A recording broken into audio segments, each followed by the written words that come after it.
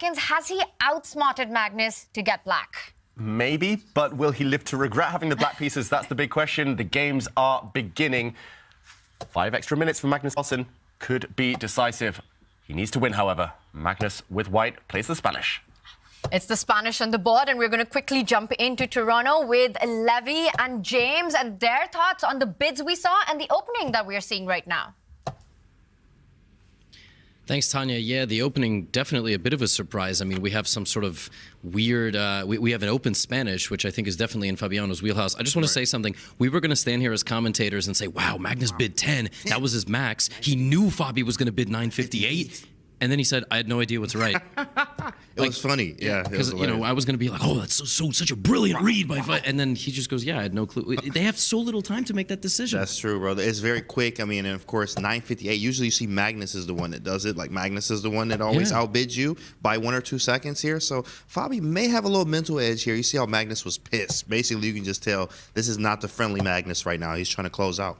And I do just want to say, this open Spanish, as we're about to throw it back there to Oslo for them to get into the X's and O's, this is an open Spanish. This is not a closed Spanish. Black has taken the pawn on e4. Right. Lots of theory here. Right. So Fabiano, despite the time disadvantage, is going to get to play a ton of moves that he already knows. 100%. And then after that, it's just maybe 3 or 4 critical decisions. Correct. He might be in good shape. I think it's a great choice as well. Open Spanish, you get a lot of moves in, as Norderbeck said before. When you're going to, you know, you need to get to like move 60s, you get that extra time and stuff like that. So this is going to be exciting, especially with having open Spanish. So. Yeah, man, we might have two tiebreaker matches today. All right, Oslo, take it away. Thanks, guys. James, you're right. No increment until move 60 for the players, where they get, after which they get a 1-second increment. Now, Fabi gets the result odds. The draw odds starts with 9 minutes, 58 seconds on the clock. And to me, that's a pretty good bargain. Yeah, I think he's done everything right in the opening. Levy and James there kind of referred to it, the open Spanish. It's one of the most forcing lines as well in chess in general. Like, Fabiano, he gets black, gets draw odds, gets an opening he knows, in and out. Tension will be minimal here. It feels like everything's gone right for him. Still early stages, but I'm loving what Fabiano's done with the bid and with the opening. Fabiano does have one unhappy memory, though, on the black side of an open Spanish, and that occurred in Madrid last year against Hikaru Nakamura. It was an open Spanish, a forcing line, a material imbalance. Fabiano lost that game, and with it, his chances at a world championship title. But we see in this game, he is solid in the center. That knight on e4 looks like it's under attack, but that just leads to a series of exchanges that black is not unhappy about. And after knight to d2, I've been wondering, can at some point black push the f pawn? That looks a little bit risky. Maybe instead he should put his bishop out on f5, and it resembles what Norderbeck and Wesley had in their match, this tension on the e4 square. And to release that tension, you can trade pieces. And you can start with trading the knights and then put the bishop on f5, as you suggested, trying to get rid of as many minor pieces as possible. A draw would mean that Fabi wins the match. Magnus with white has to create his chances.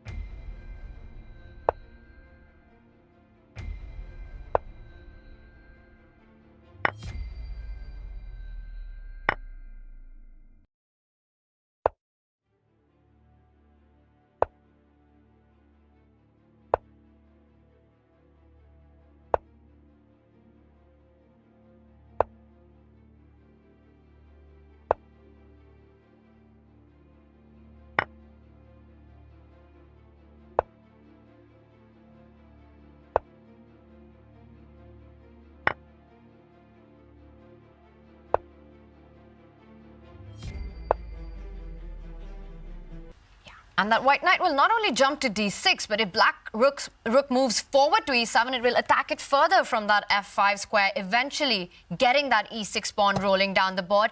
Fabi cannot afford to let that happen. Sidesteps with the rook, and the rook is back on the 7th rank. Knight d6, once again a threat on the board. That's the killer blow for Fabiano, the death knell, because he wants to bring his knight back into b3. He does just that. But once you get knight d6 in here, the only thing that Magnus needs to care about is if that black knight gets to c5, that forks both of his rooks. So rook c1 check, followed by knight c5 at some moment.